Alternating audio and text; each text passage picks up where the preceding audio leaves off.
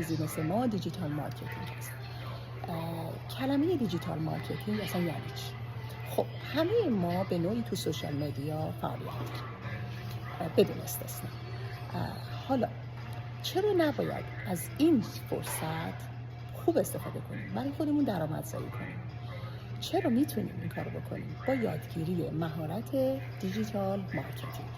دیجیتال مارکتینگ همون بازاریابی آنلاین هست که شما محصولات، خدمات، آموزش‌ها یا هر چیزی رو که فکر می‌کنیم به درد کسایی میخوره اون رو ارائه میدید. اما اینجا شما مهارت رو یاد میگیرید که نحوه تبلیغات تو این سوشال مدیا رو بدونید و شروع به کار بکنید. همچنین محتواهای خوب بسازید. این فرقش چی هست؟